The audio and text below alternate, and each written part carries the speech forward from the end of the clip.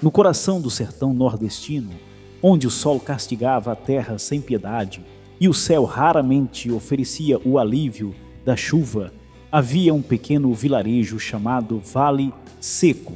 Como o próprio nome sugeria, era um lugar onde a esperança se desvanecia tão rapidamente quanto as últimas gotas de água nos velhos poços. Em uma humilde casa de taipa nas extremidades do vilarejo, vivia Samuel, um menino de apenas 10 anos. Seus olhos grandes, de um castanho profundo, continham uma tristeza antiga demais para sua idade. Suas mãos pequenas já conheciam o peso do trabalho e seus pés descalços estavam acostumados com o solo árduo e rachado. Samuel acordou antes do nascer do sol, como fazia todos os dias. Ajoelhou-se ao lado de sua esteira, juntou as mãos e sussurrou uma oração, pedindo a Deus que cuidasse de seu pai, onde quer que estivesse, e que mandasse chuva para o vale, se fosse de sua vontade. A mãe de Samuel havia partido deste mundo quando ele tinha apenas 5 anos, vítima de uma febre que a medicina simples do vilarejo não conseguiu curar.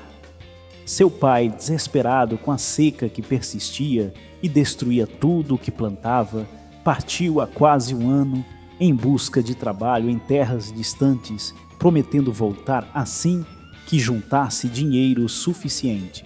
Na despedida, o pai de Samuel havia pedido ao filho que fosse forte e nunca deixasse de acreditar, mesmo quando tudo parecesse perdido. Pediu que se lembrasse do que sua mãe sempre dizia: a fé move montanhas e faz chover no deserto.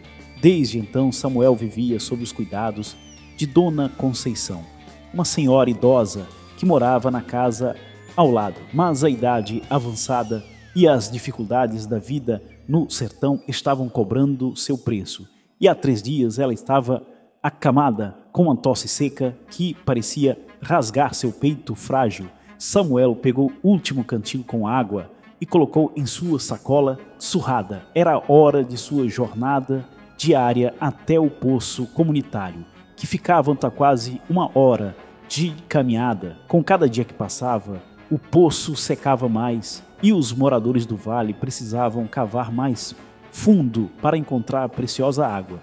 O sol começava a despontar no horizonte quando ele saiu. O Vale Seco acordava para mais um dia de luta pela sobrevivência. As poucas casas que ainda estavam habitadas pareciam miragens tremulantes sob o calor intenso. Muitas famílias já haviam partido seguindo o mesmo caminho incerto do pai de Samuel em busca de uma vida menos árida. Quando Samuel chegou ao poço comunitário, seu coração apertou. Uma multidão agitada se reunia ao redor. Vozes elevadas em discussão, rostos contorcidos pela preocupação. Um homem gritava que o poço não podia ter secado completamente. Uma mulher perguntava desesperada como sobreviveriam agora que o último poço havia acabado. Samuel se aproximou timidamente, abrindo caminho entre as pessoas. O que viu confirmou seus temores. O poço, que ontem ainda oferecia algumas gotas preciosas, agora mostrava apenas terra úmida no fundo, nem mesmo lamacenta era mais. Seu Joaquim, o homem mais velho do Vale Seco e respeitado por todos, olhava para o poço vazio com olhos marejados. Em mais de 80 anos de vida no sertão, nunca tinha visto uma seca tão devastadora. Com voz pesada, seu Joaquim anunciou que aquele era um sinal. Não podiam mais permanecer no vale. Deveriam partir juntos ao amanhecer do dia seguinte. Quem ficasse encontraria apenas a morte. Murmúrios de concordância e lamentos se espalharam pela multidão. Samuel sentiu um peso enorme sobre seus pequenos ombros. Partir significava abandonar a casa onde nasceu, onde seus pais haviam vivido. Significava que seu pai, quando voltasse, se voltasse, não os encontraria mais. Alguém na multidão perguntou sobre os doentes, como Dona Conceição, que mal conseguia levantar da cama. Seu Joaquim respondeu que fariam macas e carregariam todos sem deixar ninguém para trás. Quando questionado sobre o destino, Ele falou de uma cidade grande, a leste, a 3 dias de caminhada, onde diziam que havia um rio que nunca secava. Era a única esperança que lhes restava. Enquanto os adultos discutiam os planos para ir à partida, Samuel se afastou silenciosamente. Seu cantil continuava vazio e Dona Conceição precisava de água. Sem saber ao certo o que fazer, ele começou a caminhar para fora do vilarejo, em direção às colinas áridas que circundavam o vale. O sol já estava alto quando chegou ao sopé da maior colina, conhecida pelos moradores como Morro da Promessa. Ninguém sabia ao certo a origem do nome, mas os mais velhos contavam que, há muitas gerações, um homem de fé havia subido aquele morro durante uma seca tão severa quanto a atual, e lá permanecera por 3 dias, em oração. No 4º dia, as nuvens se formaram e a chuva caiu abundante. Samuel hesitou por um momento, depois começou a subir. O caminho era íngreme e pedregoso, difícil mesmo para adultos, quanto mais para um menino franzino e desidratado. Mas algo dentro dele, uma voz que parecia a de sua mãe, o impelia a continuar. Quando finalmente alcançou o topo, exausto e ofegante, Samuel caiu de joelhos. De lá podia ver todo o vale seco, as casinhas de taipa parecendo brinquedos quebrados em meio à paisagem desolada. A vastidão do céu azul, sem uma única nuvem, parecia zombar de sua pequenez. Samuel olhou para seu cantil vazio, depois para o céu implacável, e fez algo que não fazia há muito tempo. Chorou. Não eram lágrimas silenciosas, contidas, como as que derramara quando seu pai partiu. Eram soluços profundos que vinham de um lugar quebrado dentro de seu pequeno coração. Entre soluços, Samuel questionou por que Deus havia abandonado o vale, por que deixava todos morrerem de sede, o que haviam feito de errado. As lágrimas corriam por seu rosto sujo, deixando trilhas limpas. Sua garganta lhe estava seca, e cada soluço doía como se algo estivesse se rasgando em seu peito. Samuel lembrou-se de sua mãe, que sempre dizia que Deus era um Deus de milagres, que ele havia feito água jorrar da rocha para seu povo no deserto, que ele era o mesmo ontem, hoje e sempre. Com a força que não sabia possuir, Samuel se levantou com as pernas trêmulas e estendeu os braços para o céu. Sua voz, antes embargada pelo choro, ganhou firmeza. Ele declarou que acreditava, mesmo que todos tivessem desistido, mesmo que o vale estivesse morrendo. Disse que se era preciso apenas um grão de mostarda de fé para mover montanhas, então Deus poderia tomar o seu grão. Pequeno e imperfeito, mas era tudo o que tinha. Algo estranho começou a acontecer enquanto Samuel orava. A princípio ele achou que fosse apenas tontura pela falta de água e o calor intenso, mas não era. O vento, que antes estava completamente parado, começou a soprar suavemente.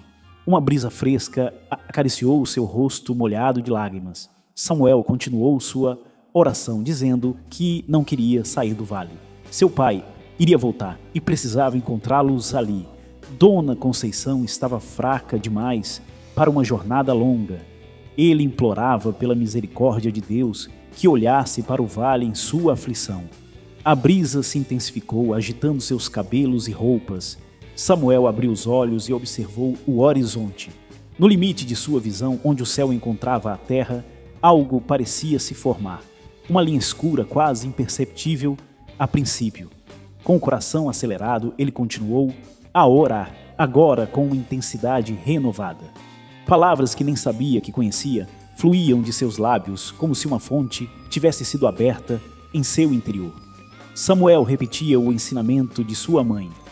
Crê somente. Ela sempre dizia que bastava crer e a glória de Deus seria manifesta. E Samuel cria com todo o seu coração, infantil mas sincero.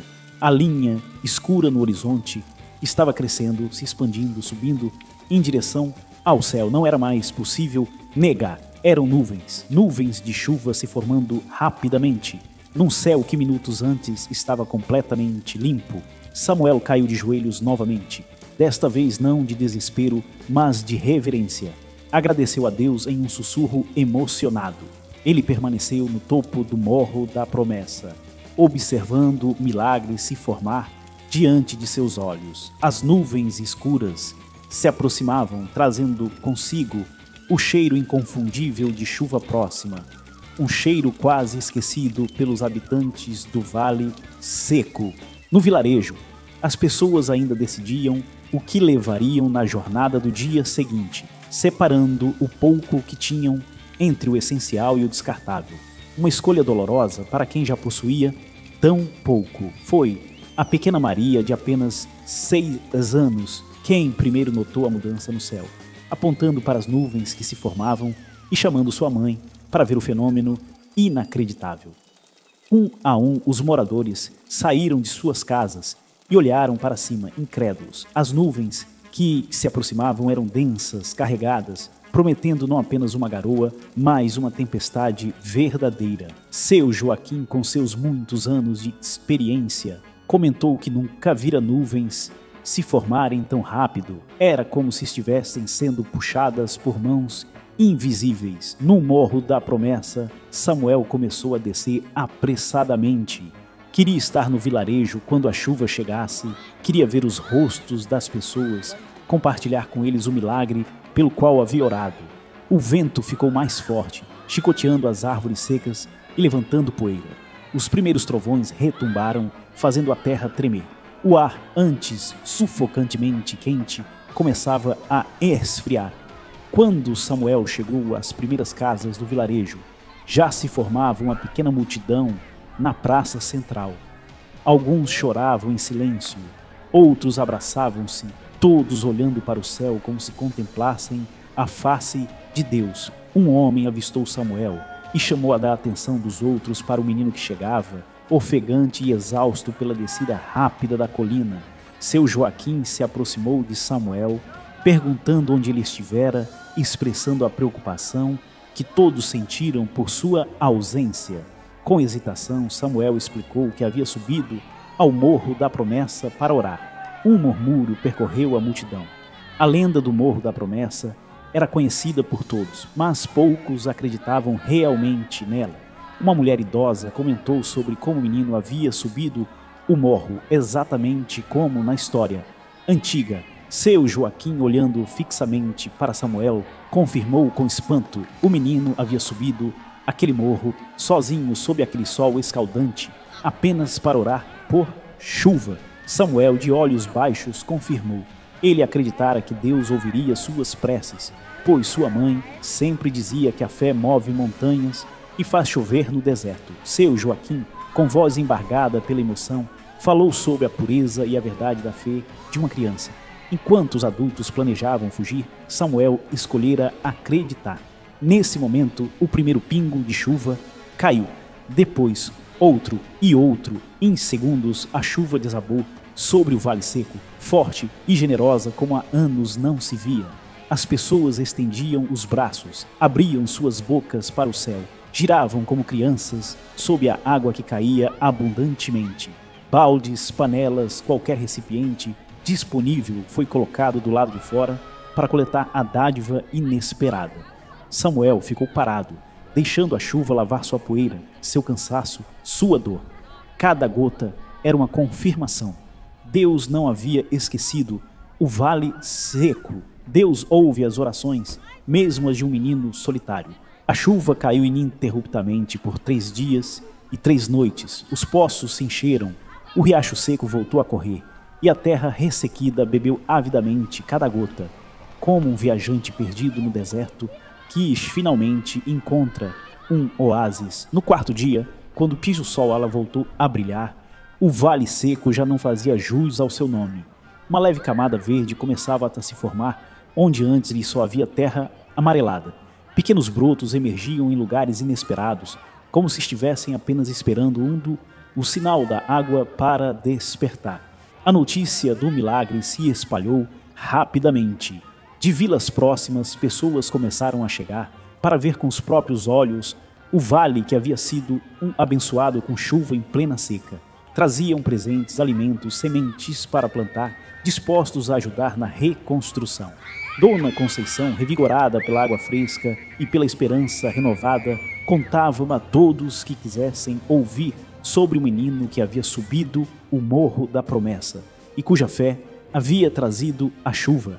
Samuel, envergonhado com a atenção, insistia que não fora ele, mas Deus quem enviara a chuva. Uma semana após o início das chuvas, enquanto ajudava a plantar uma horta comunitária, Samuel viu uma figura ao longe no caminho que levava ao vale. Era um homem caminhando com dificuldade, carregando uma trouxa nos ombros. Algo naquele andar era familiar.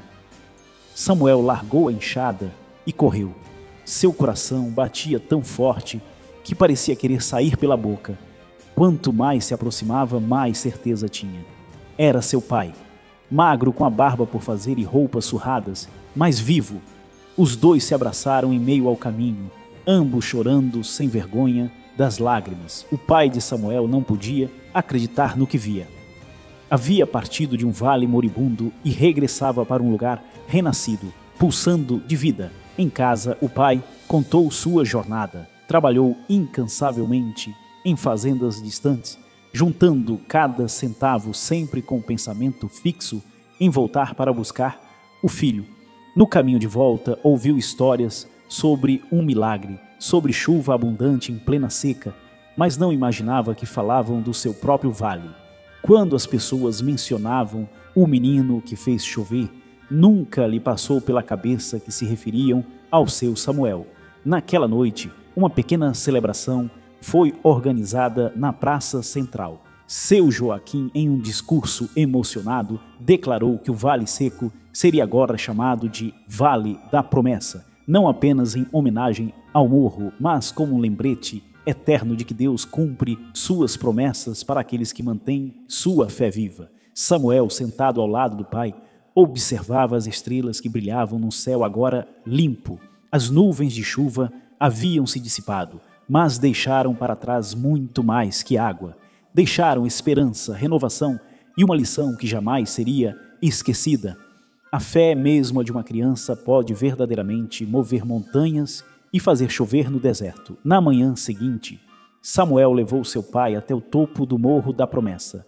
Juntos, ajoelharam-se e agradeceram. O pai, que havia partido descrente, agora entendia que alguns milagres precisam apenas de um coração que acredite verdadeiramente.